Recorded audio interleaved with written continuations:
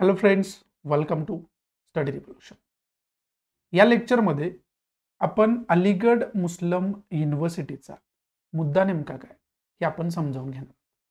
आता हे अलीगढ मुस्लिम युनिव्हर्सिटी हे प्रकरण याच्यास रिलेटेड जे काही डिस्कशन आहे ते सुप्रीम कोर्टामध्ये होतं. त्यामुळे ऑब्व्हियसली ते आपल्या एक्झामच्या दृष्टीतून सुद्धा खूप जास्त महत्त्वाचं आहे.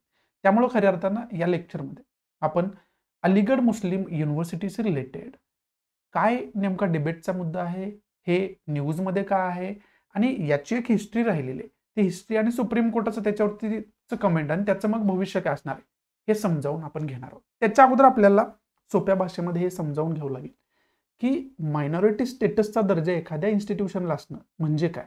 आता इथं अलीगढ मुस्लिम युनिव्हर्सिटी जी आहे त्याच्याशी रिलेटेड वाद का सुरू आहे किंवा डिबेटचा मुद्दा का झालेला आहे तो, तर अलीगढ मुस्लिम युनिव्हर्सिटीला मायनॉरिटी इन्स्टिट्यूशन कन्सिडर करायला पाहिजे की नाही पाहिजे हे प्रकरण क्लिअर होण्यासाठी तो मुद्दा सुप्रीम कोर्टाकडे गेलेला आपल्याला पाहावयास मिळतं. मग हे समजून घेण्यासाठी ऑब्व्हियसली आपल्याला काय समजून घ्यावं लागेल की एखाद्या युनिव्हर्सिटीला किंवा एखाद्या इन्स्टिट्यूशनला मायनॉरिटी स्टेटस असणं यानं फरक काय पडतो, म्हणजे मायनॉरिटी स्टेटस म्हणजे नेमकं काय. तर आता साधारणतः इंडियामध्ये प्रत्येक युनिव्हर्सिटी, आता युनिव्हर्सिटी ग्रँड कमिशन जे आहे, युजीसी जे आहे, त्याच्या अंतर्गत त्याचं रजिस्ट्रेशन वगैरे होतं. नाहीतर मग जर त्याच्या अंडर युजीसीचा त्याला सपोर्टच नसेल तर त्या डिग्रीला काय अर्थच उरत नाही ना, कारण ते ग्रँट मानलीच जात नाहीये. म्हणजे एखाद्या युनिव्हर्सिटीला युजीसीचं रूल्स अँड रेग्युलेशन्सनुसार एस्टॅब्लिश होणं खूप जास्त गरजेचं आहे, हे सुद्धा आपल्याला समजून घेणं गरजेचं आहे. पण ते प्रकरण आपल्यासाठी महत्त्वाचं नाही, त्या डिटेल्समध्ये आपल्याला जायचं नाही. आपल्याला समजून घ्यायचं आहे की मायनॉरिटी स्टेटस असणं आणि नसणं म्हणजे मायनॉरिटी स्टेटस काय आहे नेमकं. आता तुम्ही सगळेजण, मी सुद्धा एखाद्या कॉलेजमधून एखादी डिग्री आपण घेतली असेल, मग ते कोणतीही डिग्री असू द्या, आणि ते कॉलेज ऑब्व्हियसली एखाद्या युनिव्हर्सिटीच्या अंतर्गत रन होत असेल. आता प्रत्येक ठिकाणी आपण काय बघितलं की एक ठराविक रिझर्वेशन पॉलिसी तिथे इम्प्लिमेंट होते, जी की आपल्या भारतीय राज्यघटनेमध्ये दिलेली आहे. मग ते रिझर्वेशन पॉलिसी काय आहे, जनरल रिझर्वेशन पॉलिसी आपण त्याला म्हणतो.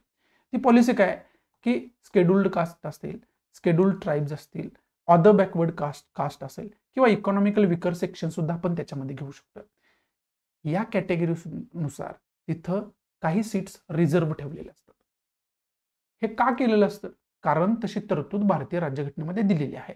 त्यामुळे ती जी पॉलिसी आहे ती जनरल रिझर्वेशन पॉलिसी झाली, ती इम्प्लिमेंट करावीच लागते.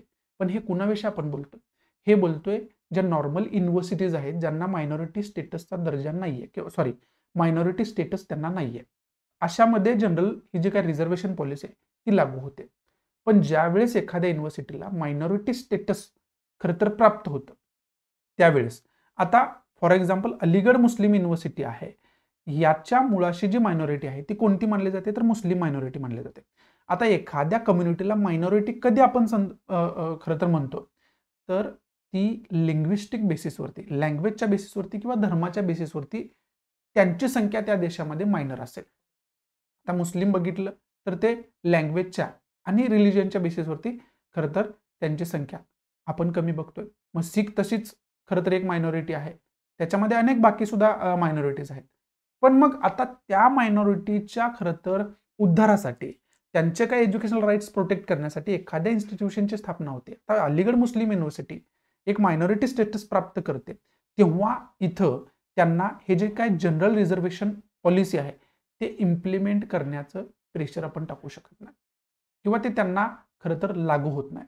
मग हे रिझर्वेशन ते कशाच्या बेसिसवरती ठरवू शकतात, ते पहिल्यांदा प्राधान्य देतील मायनॉरिटीला, ज्या मायनॉरिटीसाठी त्या इन्स्टिट्यूशनची स्थापना झाली. अलीगढ मुस्लिम युनिव्हर्सिटीची स्थापना जर आपण मानलं, त्यांना मायनॉरिटी स्टेटस आपण ग्राह्य धरलं, समजा सुप्रीम कोर्टानं पुढे येणाऱ्या जजमेंटमध्ये सांगितलं की ठीक आहे बाबा मायनॉरिटी स्टेटस त्यांना देऊन टाका, तर इथं प्राधान्य दिलं जाईल मुस्लिमांना. कारण ऑब्व्हियसली बेस त्याचा काय, कोणती मायनॉरिटी आहे तिथं, मुस्लिम मायनॉरिटी. आता मग पहिल्यांदा आपण हे समजावून घेतलं की मायनॉरिटी स्टेटसचा दर्जा असणं आणि नसणं यानं फरक काय होतो. तर एका वाक्यामध्ये फरक असा होतो की जनरल रिझर्वेशन पॉलिसी तिथे इम्प्लिमेंट होत नाही. तिथं रिझर्वेशन पहिल्यांदा खऱ्या अर्थानं आपल्याला बघायला मिळतं की त्या मायनॉरिटी दिलं जाईल, त्यांना खरं तर पहिलं प्राधान्य तिथं दिलं जाईल. पण याचा अर्थ असा नाही की बाकी तिथं कोण शिकू शकत नाही, पण ते त्या मायनॉरिटीच्या तुलनेमध्ये कमी आपल्याला पाहाव्यास मिळतं. हे सगळ्यात महत्त्वाचा मुद्दा आपल्याला इथं समजून घेणं गरजेचं आहे, तो तुम्ही समजून घेतला. आता इथं दुसरा एक मुद्दा याला कनेक्ट होतोय, तो म्हणजे रिलिजियस मुद्दा. कारण ऑब्व्हियसली मायनॉरिटी जी आहे ती लिंग्विस्टिक आणि रिलिजनच्या बेसिसवरती ठरते, राईट. म्हणजे आपल्याला इथं फंडामेंटल राईट्समध्ये फ्रीडम ऑफ रिलिजन जे दिलेलं ना, ते फ्रीडम ऑफ रिलिजन्स आर्टिकल आपण म्हणू शकतो 28 to 35 हा जो आर्टिकलचा एक गठ्ठा आहे, तो आर्टिकलचा गठ्ठ्यांचा आपल्याला तिथं अभ्यास करावा लागेल. कुठं? इंडियन कॉन्स्टिट्यूशनमध्ये. हे इथपर्यंत तुम्हाला समजलेलं आहे. आता हे न्यूजमध्ये का आहे?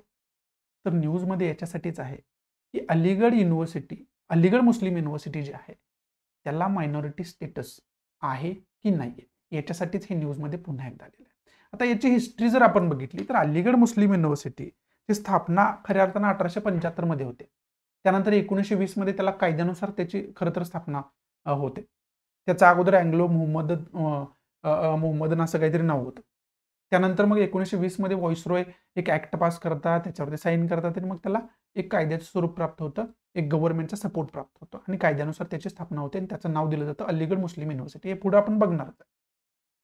मग आता ते मायनॉरिटीनुसार ते सगळं चालूच होतं, मायनॉरिटी स्टेटस. आता इथं जर बघितलं तर 1920 मध्ये आपण पारतंत्र्यात होतो, म्हणजे त्यावेळेस इंग्रजांनी वगैरे सपोर्ट करून ते स्थापन केलेली इन्स्टिट्यूशन आहे. त्यानंतर आपण स्वातंत्र्य होतो.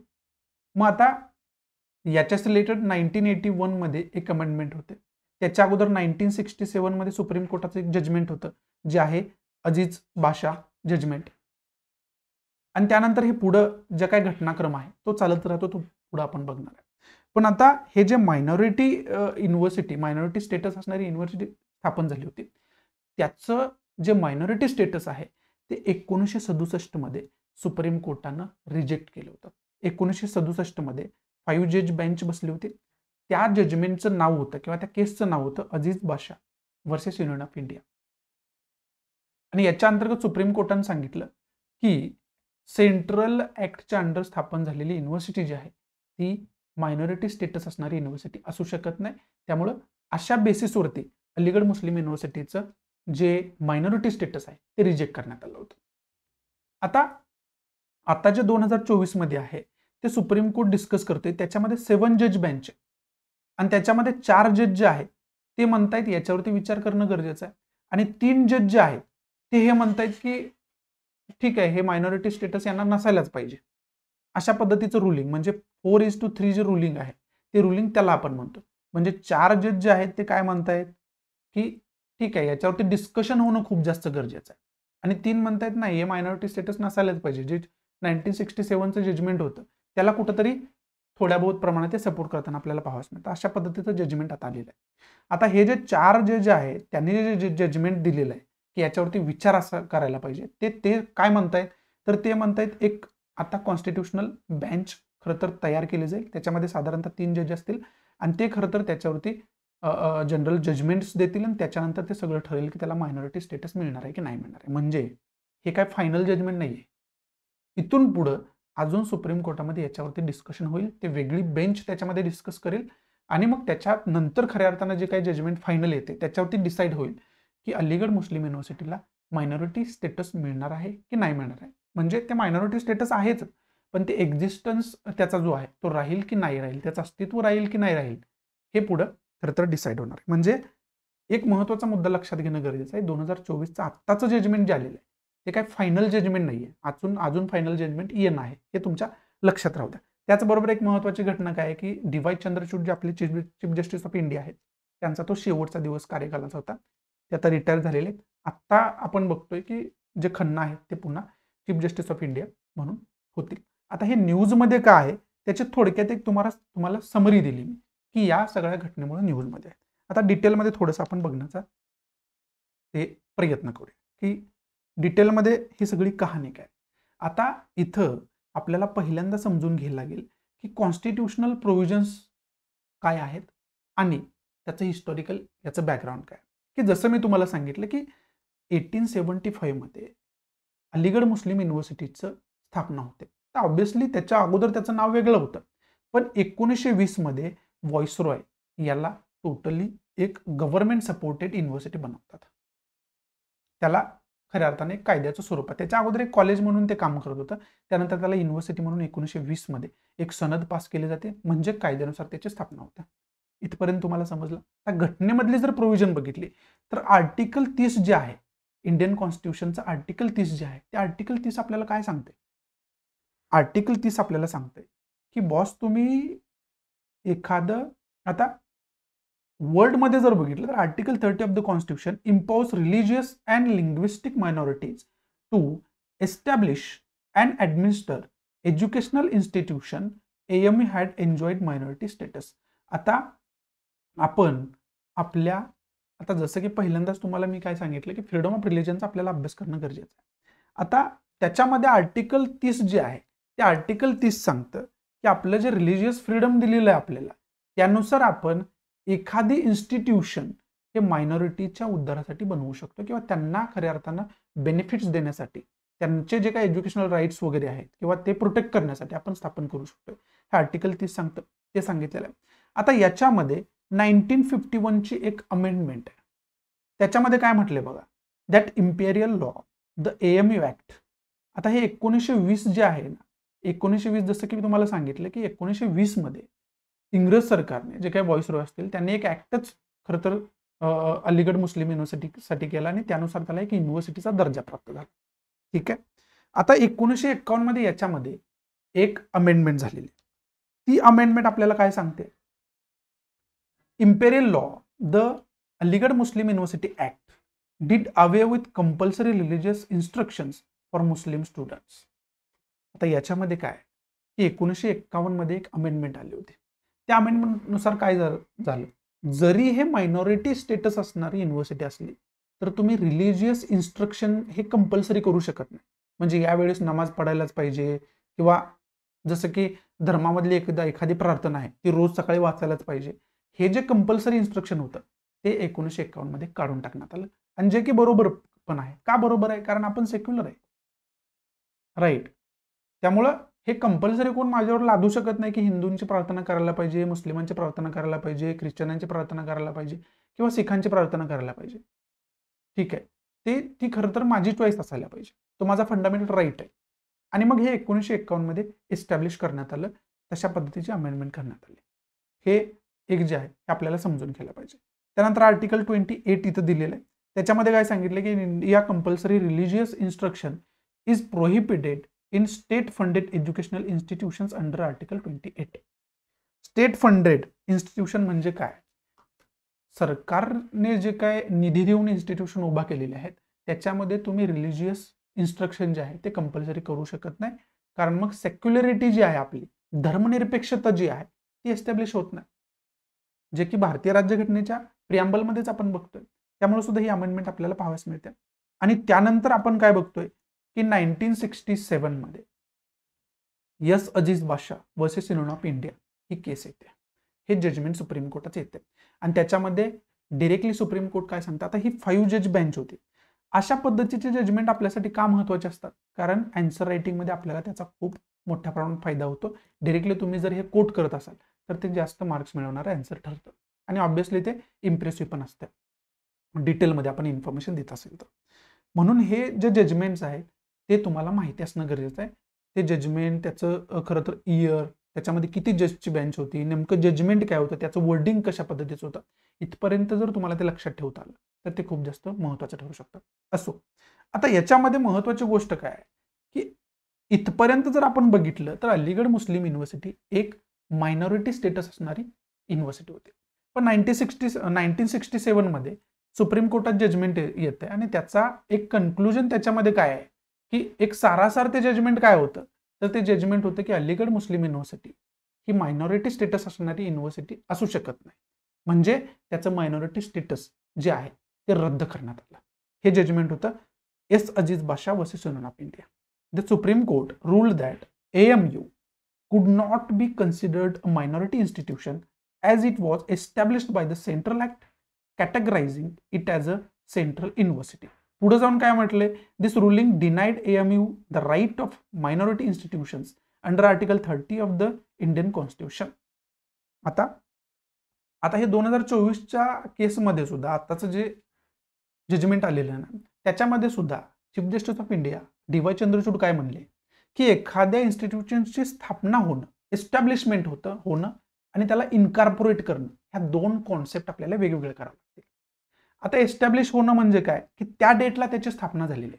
आणि इनकॉर्पोरेट होणं म्हणजे काय, की अगोदर एक इन्स्टिट्यूशन चालत आली होती, त्याला इनकॉर्पोरेट केलं म्हणजे काय, तर त्याला कायद्याचं स्वरूप दिलं किंवा त्याच्यामध्ये काय बदल करून एक त्याला खरं तर रुलिंग त्याला प्रदान केलं भारत सरकारकडून किंवा पार्लमेंटमध्ये तशा पद्धतीचा कायदा पास करून किंवा सुप्रीम कोर्टाच्या रुलिंगनुसार त्याला एक इनकॉर्पोरेशन प्राप्त केलं, की नवीन स्वरूप प्राप्त केलं.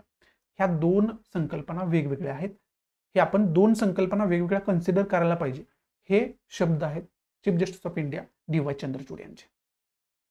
ते त्यांनी सांगितलं. आता अलीगड मुस्लिम युनिव्हर्सिटी जर बघितली तर ते 1875 पासून आपल्याला पाहाव्यास मिळते. 1920 मध्ये म्हणजे भारत स्वतंत्र व्हायच्या अगोदर ती होतीच.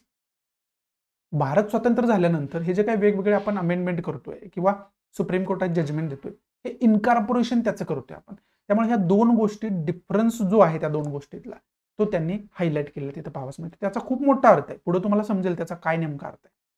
पण इथं पहिल्यांदा हे समजून घेणं गरजेचं आहे. आता 1967 पर्यंत काय झालेलं आहे, की अलीगड मुस्लिम युनिव्हर्सिटीचं जे मायनॉरिटी स्टेटस आहे ते रद्द करण्यात आलं.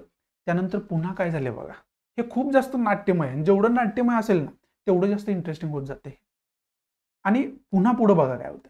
पुन्हा 1981 मध्ये पुन्हा अलीगड मुस्लिम युनिव्हर्सिटीला जे काय मायनॉरिटी स्टेटस आहे ना त्याचं, ते परत रिस्टोर करायचा प्रयत्न केला गेला. आता प्रयत्न का केला गेला, कारण हे पुढं पुन्हा काय होणार आहे. प्रयत्न का म्हणतोय लक्षात घ्या तुम्ही. पुढं आता 1981 मध्ये एक अमेंडमेंट करण्यात आले, AMU ऍक्ट. हा AMU ऍक्ट कुठला आहे माहिती आहे? 1920चा अलीगड मुस्लिम युनिव्हर्सिटी ऍक्ट, जो व्हॉइसरॉयने केला होता. ठीक आहे. तर याच्यामध्ये अमेंडमेंट करण्यात आली. अमेंडमेंट कशासाठी करण्यात आली? अलीगड मुस्लिम युनिव्हर्सिटीचं मायनॉरिटी स्टेटस जे आहे ते रिस्टोर करण्यासाठी. इथं काय म्हटलं जाते, की attempted to restore AMU minority character aiming to secure rights for its minority administered institution.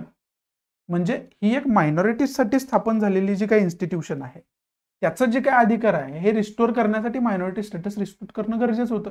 आणि त्यामुळे 1981 जे काय अमेंडमेंट आहे ते करण्याचा प्रयत्न झाला. पण पुढं काय, परत ही केस कुठे गेली? न्यायालयाकडे गेली. आणि ऑब्व्हियसली डायरेक्ट सुप्रीम कोर्टामध्ये जाणार नाही, परत हायकोर्टापासून लोअर कोर्टापासून हे सुरुवात झाली. मग 2006चं अलाहाबाद हायकोर्ट कोर्टाचं जजमेंट येतं. त्याच्यामध्ये पुन्हा हायकोर्ट काय करत आहे, पुन्हा मायनॉरिटी स्टेटस म्हणजे 1981ची जी काय अमेंडमेंट आहे ते रिजेक्ट करतं. आणि पुन्हा हे जजमेंट काय दिलं जाते, की अलीगड मुस्लिम युनिव्हर्सिटीला मायनॉरिटी स्टेटस मिळणार नाही. म्हणजे ते पुन्हा मायनॉरिटी स्टेटस रिजेक्ट करण्यात आलं. म्हणजे पुन्हा काय झालं, पुन्हा ही परत डिबेटचा मुद्दा सुरू झालेला आपल्याला पाहावंच मिळतं. आणि मग हे जे आहे enforcing the supreme courts earlier ruling वगैरे याच्यामध्ये म्हणजे 1981ची अमेंडमेंट तुम्ही करून सुप्रीम कोर्टाचं 1967चं जजमेंट तुम्ही खारिज करू शकत नाही, अशा पद्धतीचं स्टेटमेंट वगैरे त्याच्यामध्ये करण्यात आलं होतं. हे अलाहाबाद हायकोर्टाचं जजमेंट, त्याचं नाव वगैरे काय हे सुद्धा तुम्ही बघून ठेवलं तर अतिउत्तम. आन्सर रायटिंगसाठी तुम्हाला त्याचा नक्की फायदा होईल. तर इथपर्यंत तुम्हाला कहाणी समजून घेता आली, इथपर्यंत कहाणी समजली. पुढं काय होतं आता, what criteria will be use to assess AMU minority status. तर इथं आपल्याला हे सगळं जे नाट्यमय घडामोडी आपल्याला बघायला मिळतात त्याच्यामध्ये एक गोष्ट आपल्याला सारखी आपल्याला खरं तर खटकत असेल. ती गोष्ट कोणती, की बाबा एखाद्या युनिव्हर्सिटीला किंवा अलीगड मुस्लिम युनिव्हर्सिटीला मायनॉरिटी स्टेटस असायला पाहिजे की नसायला पाहिजे, याचा एक क्रायटेरिया सेट करणं गरजेचं आहे ना. तर आपण ठरवू शकेल की बाबा हां ठीक आहे, ही युनिव्हर्सिटी आहे ती मायनॉरिटी स्टेटस याला आपण देऊ शकतो आणि या युनिव्हर्सिटीला मायनॉरिटी स्टेटस द्यायची गरज नाही. हे ठरवण्यासाठी एक बेसिक फंडामेंटल रूल्स असणं गरजेचं आहे, राईट. त्याचा एक स्ट्रक्चर असणं गरजेचं आहे. ते स्ट्रक्चरच आपल्याकडे नाहीये, हे आपल्याला मान्य करावं लागेल. पण जर स्ट्रक्चर असेल तर ते कसं असायला पाहिजे हे सुद्धा आपल्याला माहिती असणं गरजेचं आहे. आणि ते कसं असायला पाहिजे हे या स्लाइडमध्ये आपल्याला इथं पाहावंच मिळतं. आता पहिलं तर आपल्याला समजून घेणं गरजेचं आहे की डी.वाय. चंद्रचूड जे आहे त्यांनी एक स्टेटमेंट काय केलं, की इनकॉर्पोरेशन करणं आणि एस्टॅब्लिश करणं ह्या दोन गोष्टी वेगवेगळ्या आहेत, राईट. आता हे त्यांनी सांगितले, हे याचं काय इम्पॉर्टन्स आहे हे इथं तुम्हाला समजेल.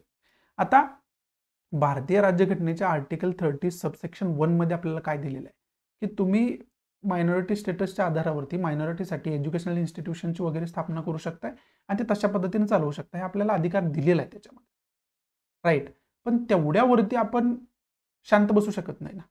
ओके, त्याच्यामध्ये आपल्याला हे फाइंड करावं लागेल की त्याची एस्टॅब्लिशमेंट जी आहे ती एस्टॅब्लिशमेंट करणारा व्यक्ती आणि त्याचं इंटेन्शन काय होतं, किंवा ती बॉडी कोणती होती आणि त्याचं इंटेन्शन काय होतं. त्यांचं जर इंटेन्शन असेल की एखाद्या कम्युनिटीसाठी किंवा विशेष कम्युनिटीलाच त्याच्यामध्ये खऱ्या अर्थानं प्रथम प्राधान्य देणं, त्यांचा उद्धार करणं, हा जर त्याचा उद्देश असेल तर त्याला आपण मायनॉरिटी स्टेटसचा दर्जा द्यावाच लागेल आपल्याला, कारण त्याचं इंटेन्शनच ते होतं आणि ते पहिल्यापासून क्लिअर होतं. त्याच्यामध्ये आपण खरं तर ते नाकारू शकत नाही. पण त्याचं जर इंटेन्शन तसं नसेल किंवा मायनॉरिटी विशेषसाठी ते बनवलं गेलं नसेल बनवतानाच, तर मग त्याला ऑब्व्हियसली आपल्याला ते म्हणता येणार नाही. हे साधं लॉजिक जे आहे ते साधं लॉजिक आपल्याला बघणं खूप जास्त गरजेचं आहे. तर अलीगड मुस्लिम युनिव्हर्सिटी सर सय्यद अहमद खान जर आपण बघितलं, यांनी एस्टॅब्लिशमेंट त्याची केली, तर आपल्याला जाऊन बघावं लागेल की त्यांचं इंटेन्शन काय होतं. त्यांचं इंटेन्शन होतं का की मायनॉरिटी, मुस्लिम मायनॉरिटीलाच फक्त टार्गेट करायचं आपल्याला, हे आपल्याला जाऊन बघावं लागेल. आणि मग एस्टॅब्लिश करत असतानाच त्याचं काय इंटेन्शन आहे, त्याचा काय मनसुबा आहे, किंवा ती जी कोणती बॉडी होती त्या बॉडीचा मनसुबा काय होता, त्यावेळेस डिस्कशन त्यांचं काय झालं होतं हे आपल्याला बघणं गरजेचं आहे. हे काय क्रायटेरिया आहेत.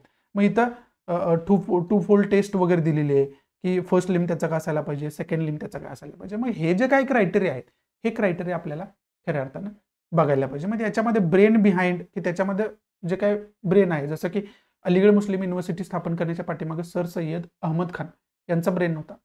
त्यांची खरं तर इच्छा होती की अशा पद्धतीची एक युनिव्हर्सिटी असायला पाहिजे, त्याच्यामध्ये आपण एज्युकेशन वगैरे प्रोव्हाइड करू शकतो. मग त्यांचं इंटेन्शन आपल्याला समजून घेणं खूप जास्त गरजेचं आहे. त्याच्यानंतर मायनॉरिटी कम्युनिटीसाठीच खरं तर, किंवा मायनॉरिटी कम्युनिटीनं हे स्थापन केलंय का, मायनॉरिटी कम्युनिटीनं स्वतःसाठी ते स्थापन केलं असेल तर ऑब्व्हियसली त्याला मायनॉरिटी स्टेटस देणं गरजेचं आहे. आणि मग एखादी मायनॉरिटी खरं तर इन्स्टिट्यूशन आहे तर ती सेंट्रल फंडेड असायला पाहिजे, सेंट्रल गव्हर्नमेंट फंडेड असायला पाहिजे, की मायनॉरिटीनं स्वतः ते फंड करून ते इन्स्टिट्यूशन चालवायला पाहिजे, गव्हर्नमेंटचा त्याला किती सपोर्ट असायला पाहिजे, याचं एक काय लिमिट जे आहे किंवा याचा जो काही क्रायटेरिया आहे तो सुद्धा सेट करणं गरजेचं आहे. ते सुद्धा आपल्याला इथं सांगण्याचा प्रयत्न केला. आणि बोर्ड इंटरप्रिटेशन ऑफ एस्टॅब्लिश्ड, हे जे काय डी.वाय. चंद्रचूड म्हटले की एस्टॅब्लिश्ड ह्या शब्दाचा अर्थ नीट लक्षात घेणं गरजेचं आहे. तो आपल्याला डिफाईन करणं खूप जास्त गरजेचं आहे. त्यावेळेस ते इन्स्टिट्यूशन स्थापन करत असताना जे बोर्ड होतं त्यांचं इंटेन्शन काय होतं हे आपल्याला समजून घेणं सुद्धा गरजेचं आहे. हे सुद्धा पुढे सांगतायत, जे की ऑलरेडी मी तुम्हाला सांगितलेलं. पुढे आपण गेलो तर 1967 जे काय अजीज बाशा केस आहे त्याचं, त्या खरं तर जजमेंटवरती या रुलिंगचा कसा इफेक्ट होतो. तर सरळ सरळ आपल्याला काय बघायला मिळते की अजीज बाशा केसमध्ये जे अलीगड मुस्लिम युनिव्हर्सिटी जो काय आपण म्हणू शकतोय मायनॉरिटी स्टेटसचा दर्जा आहे तो कॅन्सल, रिजेक्ट करण्यात आला होता डायरेक्टली. पण आता 2024च्या सुप्रीम कोर्टाच्या जजमेंटमध्ये 7 जज बेंच ही बेंच काय म्हणते की मायनॉरिटी स्टेटसचा दर्जा असायला पाहिजे की नसायला पाहिजे याच्यावरती विचार होणं गरजेचं आहे. म्हणजे याच्यामध्ये विचार करायला तर वाव आहे, हे तर क्लिअर करून टाकलं.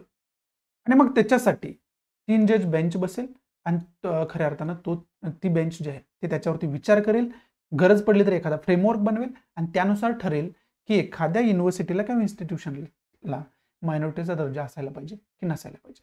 म्हणजे या जजमेंटमध्ये ऑब्व्हियसली आपण म्हणू शकतोय की अजीज बाशा जजमेंट आहे ते पूर्णतः जरी नसलं तरी खारिज करण्यात आलेलं आहे, रद्द करण्यात आलेलं आहे, त्याच्या अगेन्स्ट जजमेंट दिलेलं आहे असं आपण थोड्या बहुत प्रमाणात इथं म्हणू शकतो. आता येणाऱ्या काळामध्ये आपल्याला समजेल की याच्यामध्ये काय पुढे येणाऱ्या काळामध्ये जजमेंट खरं तर बनणार आहे किंवा काय होणार आहे, अलीगड मुस्लिम युनिव्हर्सिटीला मायनॉरिटी स्टेटस देणं गरजेचं आहे की नाही देणं गरजेचं आहे हे खरं तर बघणं म्हणजे आपल्याला बघायला पुढे मिळेल.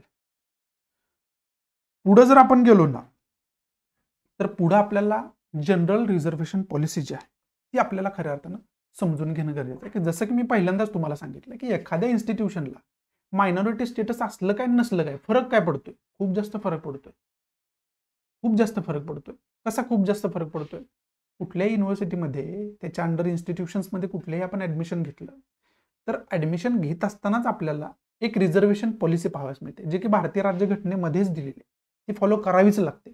कुणाला फॉलो करावं लागते, ज्या नॉर्मल युनिव्हर्सिटी स्थापन झालेल्या आहेत त्यांना फॉलो करावं लागतं. नॉर्मल युनिव्हर्सिटी म्हणजे काय, कॉमन युनिव्हर्सिटी आपण म्हणतो, ज्यांना मायनॉरिटी स्टेटस वगैरे नाही, त्यांना मग तिथं ॲडमिशन देत असतानाच SC साठी असू द्या, ST साठी असू द्या, OBC साठी असू द्या, इकॉनॉमिकल विकर सेक्शनसाठी असू द्या, या वेगवेगळ्या गोष्टींसाठी आपण म्हणू शकतोय. इकॉनॉमिकल विकर सेक्शनला फीजमध्ये वगैरे खरं तर सवलत मिळते, रिझर्वेशनचं वगैरे डिटेलमध्ये त्यामध्ये एवढं आपण एस्टॅब्लिश करू शकत नाही. पण SC, ST, OBC किंवा आर्टिकल 15 सबसेक्शन 5 जो आहे याच्या अंडर रिझर्व सीट काय ठेवावं लागतात. पण ज्यावेळेस आपण मायनॉरिटी स्टेटस युनिव्हर्सिटी आपण बघतो तर तिथं हे कंपल्सरी नाहीये की जनरल रिझर्वेशन पॉलिसी त्यांनी फॉलो करायलाच पाहिजे. हे ते बोर्ड जे आहे ते बोर्ड डिसाईड करू शकते की ऍडमिशन देण्यामध्ये रिझर्वेशन कुणाला किती द्यायचं आहे. म्हणजे ते आता मुस्लिमांसाठी मायनॉरिटी म्हणून जर ते स्थापन झालं असेल तर ऑब्व्हियसली ते रिझर्वेशन प्रथम प्राधान्य कोणाला देतील, मुस्लिमांना देतील. मग ते 50% पेक्षा जास्त रिझर्वेशन त्यांना ठेवायचं तर ते ठेवू शकते त्यांच्यासाठी.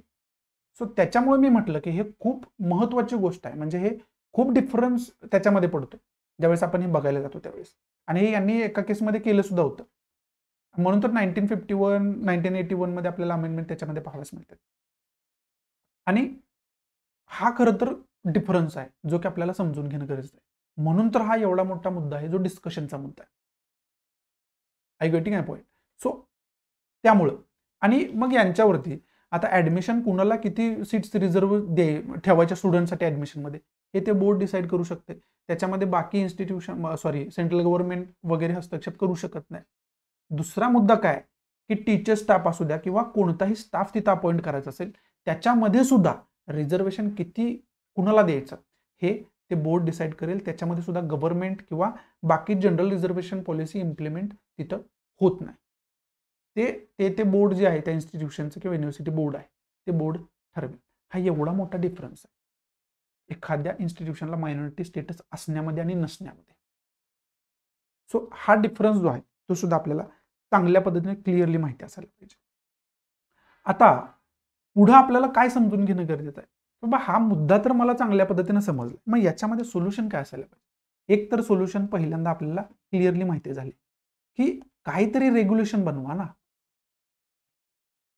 पहिला मुद्दा काय की काहीतरी रेग्युलेशन तुम्हाला बनवायला लागेल. मग पार्लमेंटमध्ये याच्या रिलेटेड एखादा ऍक्ट पास करा आणि त्या ऍक्टच्या अंतर्गत वेगवेगळे जे काय कॉन्ट्रोवर्सीज आहेत ते डिफाईन करा की मायनॉरिटी स्टेटस असणं मिळवण्यासाठी एखाद्या इन्स्टिट्यूशनला हे क्रायटेरिया फुलफिल करावं लागतील. किंवा मग सुप्रीम कोर्ट जे आहे त्यांनी तर हे डिसाईड करावं की नेमका क्रायटेरिया काय असायला पाहिजे, त्यानुसार ऍक्ट बनवेल पार्लमेंट. ओके. सो आता सुप्रीम कोर्ट तर आता काय म्हटले की पुढे विचार करण्यासाठी वाव आहे, म्हणजे एक बेंच बसेल ते विचार करेल ते रेग्युलेशन्स प्रोव्हाइड याच्याचे करू शकते. हे पुढे भविष्यामध्ये कदाचित आपल्याला बघायला मिळू शकते, हे तर आपण बघणार आहोत. हा पहिला मुद्दा. दुसरा मुद्दा काय की आपल्याला मायक्रो लेवलला जाऊन हे याचा अभ्यास करावा लागेल, याची गरज लक्षात घ्यावी लागेल आणि मग हे जे फ्रीडम ऑफ रिलिजनच्या अंतर्गत काय काय येते, इन्स्टिट्यूशन वगैरे स्थापन करू शकतो ते आपल्याला चांगल्या पद्धतीने अभ्यास करून पुन्हा आपण त्याच मुद्द्यावर येतो की रूल्स अँड रेग्युलेशन्स बनवावे लागतील. हे सगळ्यात महत्वाचं. आणि याच्यामध्ये आपल्याला बॅलन्स पण ठेवावं लागेल रिझर्वेशन पॉलिसीमध्ये, हे आपल्याला समजून घेणं गरजेचं आहे. इथपर्यंत चांगल्या पद्धतीनं तुम्हाला सगळा मुद्दा समजला. आता ह्या पूर्ण मुद्द्यामध्ये आपल्याला अभ्यास कोणकोणत्या गोष्टींचा करून ठेवणं गरजेचं आहे हे लक्षात घ्या. पहिला अभ्यास तुम्हाला सुप्रीम कोर्टाचे वेगवेगळे जे जजमेंट आहेत, मग ते सुप्रीम कोर्टाचं 1967चं जजमेंट असू द्या किंवा आता 2024चं जजमेंट असू द्या. या जजमेंट म्हणजे अजितबाचा केस आहे ही आत्ताची जी AME केस आहे, ह्या दोन्ही जजमेंटची डिटेल इन्फॉर्मेशन असायला पाहिजे आणि इथून पुढे सुप्रीम कोर्ट याच्यामध्ये काय जजमेंट देते ते जजमेंट सुद्धा तुम्हाला माहिती असायला पाहिजे. ओके. हा पहिला मुद्दा आहे. दुसरा मुद्दा आपल्याला काय की मायनॉरिटी स्टेटस असणं आणि नसणं, म्हणजे तुम्हाला मायनॉरिटी स्टेटस म्हणजे नेमकं काय हे तुम्हाला मुळापासून अभ्यास करावा लागेल. ते आणि ऑब्व्हियसली इंडियन कॉन्स्टिट्यूशनचा तुम्हाला एक्झामसाठी अभ्यास करायचा आहे, म्हणजे याचा अभ्यास तुम्हाला करावाच लागेल आणि तो डिटेलमध्ये तुम्ही अभ्यास करून ठेवायला पाहिजे. हा दुसरा मुद्दा आहे. तिसरा मुद्दा काय की याचं हिस्टॉरिकल बॅकग्राऊंड जे आहे ते हिस्टॉरिकल बॅकग्राऊंड तुम्हाला माहिती असायला पाहिजे. राईट. म्हणजे काय 1875 1920 त्यानंतर मग 1951 मध्ये काहीतरी होते, त्यानंतर 1967 मध्ये सुप्रीम कोर्टाचे एक जजमेंट होते, त्यानंतर 1981 मध्ये त्याच्यामध्ये काहीतरी अमेंडमेंट होते आणि अशा ज्या काय परत 2006 मध्ये काय होते की 2006 मध्ये ती केस अलाहाबाद हायकोर्टात जाते, अलाहाबाद हायकोर्ट परत ते मायनॉरिटी स्टेटस रिजेक्ट करते मग हे 2006 मधलं अलाहाबाद हायकोर्टात जजमेंट असेल. हे जे काय क्रोनॉलॉजी आहे त्यानंतर मग 2024 ही जी काय क्रोनॉलॉजी आहे, हिस्टॉरिकल बॅकग्राऊंड आहे याचं, ते तुम्हाला माहिती असायला पाहिजे. त्याचबरोबर व्यक्तिविशेष म्हटलं तर व्यक्तिविशेष म्हणजे याच्यामध्ये सर सय्यद अहमद खान जे आहेत त्यांचा आपण अभ्यास करून ठेवणं खूप जास्त गरजेचं आहे. ते एक व्यक्तिविशेष म्हणून त्यांचे कॉन्ट्रीब्युशन काय आहे एज्युकेशन सेक्टरमध्ये ते आपल्याला समजून घेणं खूप जास्त गरजेचं आहे. त्यानंतर 5वा 1920 जो ऍक्ट आहे तो 1920चा ऍक्ट नेमका काय, त्यावेळेस व्हॉइसरॉय कोण होते, त्यांचं बाकीचं काम काय हे तुम्हाला समजून घेणं खूप जास्त गरजेचं आहे. हे आपण समजून घ्यायला पाहिजे. तर याच्या व्यतिरिक्त जर आपल्याला अभ्यास करायचा आहे तर फ्रीडम ऑफ रिलिजन आहेच तिथं. Freedom of religion total articles आहे, त्याच्या अंतर्गत काय काय रूल्स अँड रेग्युलेशन्स दिलेले आहेत, काय काय कशा कशाची कशी डेफिनेशन केलेली आहे, हे सगळं आपल्याला डिटेलमध्ये बघून ठेवावं लागेल. याच्या अवतीभोवती प्रिलियमला किंवा मेन्सला क्वेश्चन येतच असतो दर त्या वर्षी, त्यामुळे ते आपल्याला बघणं हे कंपल्सरीच आहे. बाकी याच्या व्यतिरिक्त याच्यामध्ये इम्पॉर्टंट असं काही नाहीये. इथपर्यंत आशा करतो तुम्हाला चांगल्या पद्धतीनं सगळं समजलं असेल. जर काय क्वेश्चन असतील तर तुम्ही कमेंट बॉक्समध्ये मला विचारू शकता. सो संपवण्याच्या अगोदर 2 महत्त्वाच्या गोष्टी तुम्हाला सांगणं गरजेचं आहे. एक तर पर संडेला व्हर्च्युअल बेसिसवरती करंट अफेअरवरती आपण डिस्कशन करतोय. ते UPSC किंवा MPSC दोन्ही विद्यार्थ्यांसाठी महत्त्वाचं आहे आणि ते टोटली विद्यार्थ्यांसाठी फ्री आहे. त्यामुळं तुम्ही ते जॉईन करू शकताय. त्याच्यासाठी तुम्हाला टेलिग्राम चॅनल जॉईन करावं लागेल, ज्याची डिस्क्रिप्शन बॉक्समध्ये मी लिंक दिलेली आहे. तिथं मी प्रत्येक संडेचा सॅटर्डेलाच लिंक पोस्ट करत असतो त्या मीटिंगची. ते तुम्ही संडेला सकाळी 7:30 वाजता जॉईन करून त्या डिस्कशनमध्ये सहभागी होऊ शकताय. तिथं मी व्हर्च्युअली तुम्हाला कनेक्ट होतोय आणि आठवड्याभरामध्ये जे काही करंट महत्त्वाचे इव्हेंट घडत आहेत त्याच्यावरती आपण डिस्कशन करतोय. मग ते उहापोह त्याच्यावरती मग वेगवेगळ्या पद्धतीने त्याच्यावरती क्वेश्चन कसे निर्माण होतील, महत्त्वाच्या आठवड्यातले पॉईंट कोणकोणते आहेत, त्याच्यावर कसा आपल्याला अभ्यास करायचा आहे, करंट अफेअरचा नेमकं खरं तर अभ्यास कसा करायचा असतो हे सुद्धा तुम्हाला त्याच्यामध्ये समजून घ्यायला मदत होते. आता त्याच्यामध्ये हे झालं एक. दुसरं काय की अँसर रायटिंग जे विद्यार्थी करतायत, अँसर रायटिंग प्रोग्राम सुद्धा सुरू झालेला आहे.